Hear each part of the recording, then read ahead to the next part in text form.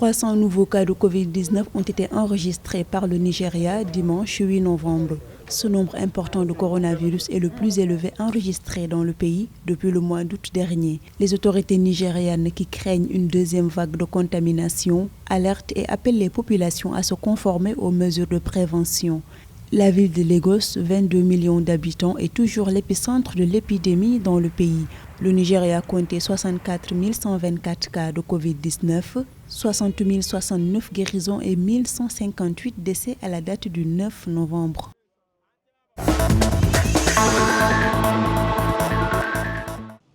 Un appui budgétaire d'un montant de 24,9 milliards de francs CFA sera destiné au Niger par l'Union européenne. Cette deuxième tranche devrait notamment appuyer le budget de l'État nigérien dans sa lutte contre la propagation de la Covid-19 et la réduction de ses répercussions économiques et sociales.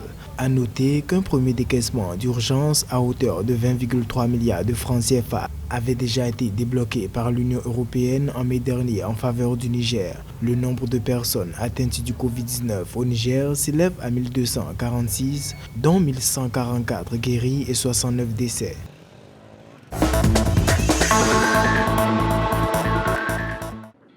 De faux tests négatifs au Covid-19 auraient été vendus à des voyageurs à destination du Sénégal.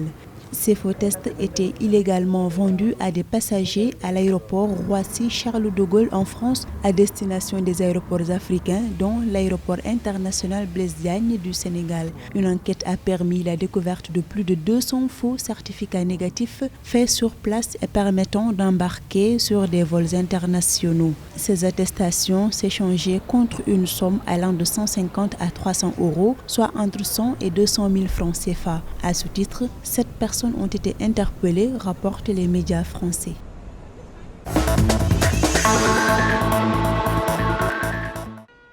Les mesures de lutte contre le Covid-19 pourraient être durcies prochainement en Tunisie, vu la situation épidémiologique très délicate qui sévit dans le pays avec la propagation rapide du virus dans certaines régions. Les autorités gouvernementales ont annoncé qu'à partir de ce mardi, des campagnes de contrôle seraient menées afin d'appliquer la loi en relation avec l'application des différents protocoles et mesures de prévention contre le Covid-19.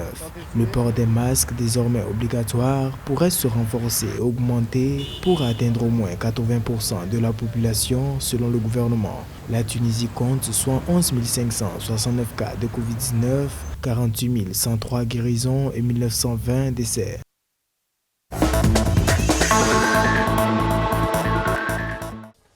1 890 887 cas confirmés de Covid-19 ont été enregistrés sur le continent africain ce 9 novembre, selon les statistiques du Centre africain de contrôle et de prévention des maladies CDC Afrique. Quant au nombre de personnes décédées de la pandémie de coronavirus, il se situe à 45 599.